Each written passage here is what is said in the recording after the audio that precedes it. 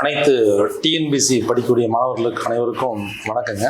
என் பேர் சுந்தரராஜன். நான் சேலம் மாவட்டம் ஆத்தூர் ஐஸ்வர்யா அகாடமியினுடைய டீச்சிங் ஃபேக்கல்ட்டி. இன்றைக்கி நம்ம எடுக்க போகிற பாடம் பார்த்திங்கன்னா டிஎன்பிசி ஜிகே பாட்டில் மொத்தம் 10 யூனிட் இருக்குது.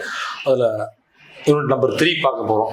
இந்த டாபிக் பார்த்திங்கன்னா தமிழக வரலாறும் பண்பாடும். இது யூனிட் நம்பர் 6 வருது.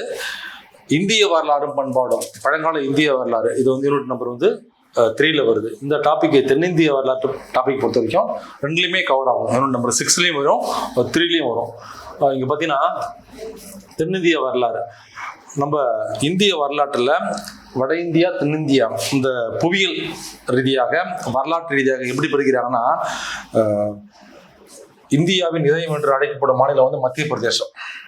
அந்த மத்திய பிரதேசம் மாநிலத்தில் பக்கத்தில் மகாராஷ்டிரம், சத்தீஸ்கர், நிறைய மாநிலங்கள்லாம் இருக்குது. இங்கே இந்த மைய பகுதியில் விந்திய சாத்புரா மலைகள், நர்மதை தபதி ஆறுகள், அடர்ந்த காடுகள்.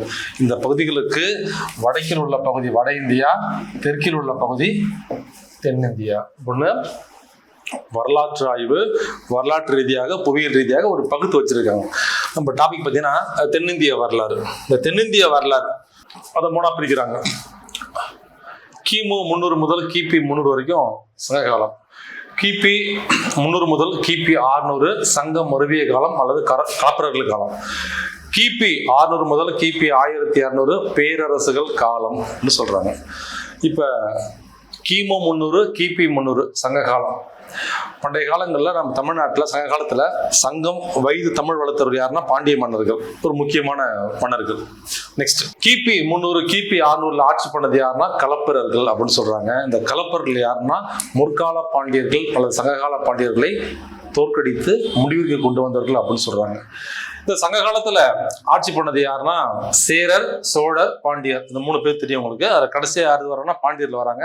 பாண்டியர்களை தோற்கடித்து தான் இந்த கலப்பராசு வராங்க. அடுத்து பேரரசு காலம், நீங்க தெரிஞ்சிருப்பீங்க. பிற்கால பல்லவர்கள், பிற்கால சோழர்கள், பிற்கால பாண்டியர்கள், இந்த மாதிரி ஒரு விஷயம் வரும். இங்கே ஒரு விஷயத்துக்கு வருவோம். இப்ப சங்ககாலம் கிமு 300 கிபி 300 சங்ககாலத்தில் ஆட்சி பண்ணது யாருன்னா சேரர்கள், சோழர்கள், பாண்டியர்கள். இந்த சேரர்கள் எங்க ஆட்சி பண்ணாங்கன்னா தமிழகத்தினுடைய மேற்கு பகுதி, கேரளானுடைய மத்திய பகுதி. இப்ப சில பேர் கொங்கு மண்டல பகுதின்னு சொல்லுவாங்க. அடுத்து சேரர்கள் ஆட்சி பண்ண பகுதி சொல்லிட்டேன். சோழர்கள் எங்க ஆட்சி பண்ணாங்கன்னா தமிழகத்தினுடைய மையப்பகுதியான திருச்சி, உறையூரை மையமாக கொண்டு ஆட்சி பண்ணது யாருன்னா சங்ககால சோழர்கள். அடுத்து பாண்டியர்கள் மதுரையை மையமாக கொண்டு ஆட்சி பண்ணாங்க.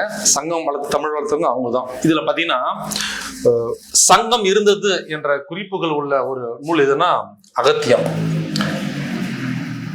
அகத்தியம் நூல் முழுசா கிடைக்கல அப்படின்னு சொல்றாங்க. யார் எழுதினாங்கன்னா அகத்திய முனிவர் எழுதியிருக்காருன்னு ஒரு நம்பப்படுது. இந்த சங்க காலத்துல சங்கம் இருந்தது என்று ஒரு குறிப்பிடக்கூடிய ஒரு முக்கிய நூல் இது பார்த்தீங்கன்னா இறையனார் எழுதிய களவியல் உரை என்ற ஒரு நூல். இந்த இறையனார் எழுதிய களவியல் உரைக்கு உரை கண்ட ஒரு புலவர் யாருன்னா நக்கீரர். அடுத்து சங்க காலத்தை 3 பிரிக்கிறாங்க. முதல் சங்கம், இடைச்சங்கம், கடைச்சங்கம் 3 பிரிக்கிறாங்க. சில பேர் சொல்றாங்க தொல்காப்பியம் என்ற ஒரு இலக்கண நூலானது கடைச்சங்க காலத்தில் எழுதப்பட்டுன்னு ஒரு தகவல் இருக்கு. அடுத்து இங்க பாருங்க, நம்ம தமிழகத்துல முதல் சங்கம் இருந்த இடம் தென்மதுரை. இந்த தென்மதுரை கன்னியாகுமரிக்கு தெற்கே கடல்கோளால் அழிக்கப்பட்டது அப்படின்னு சொல்லி ஒரு தகவல் இருக்கு. இந்த முதல் சங்கமான தென்மதுரையில் இடம்பெற்ற பாண்டிய மன்னர்கள் முக்கியமானவங்க யாருன்னா கடுங்கோன் முதல் காச்சன வழுதி வரை. நிறைய பாண்டிய மன்னர்கள் நம்மளுக்கு கிடைச்ச தகவல் கடுங்கோன் முதல் காச்சன வழுதி வரை. நெக்ஸ்ட் இடைச்சங்கம் இருந்த இடம் கபாடபுரம். இந்த சங்கத்தில் இடம்பெற்ற முக்கியமான பாண்டிய மன்னர்கள் முடத்திருமாறன் முதல் ஒக்கீர பெருவழுதி வரை. அடுத்து கடைச்சங்கம் இருந்த இடம் வடமதுரை அல்லது தற்போதைய மதுரைன்னு சொல்றாங்க.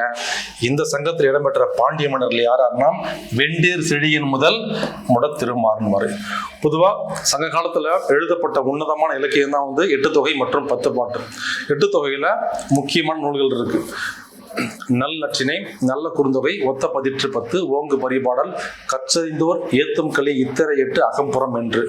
இந்த நூல்கள்ல வரலாற்று கருவூலம் அப்படின்னா புறநானூறு ஒரு முக்கியமான ஒரு நூல். அப்படிங்களா?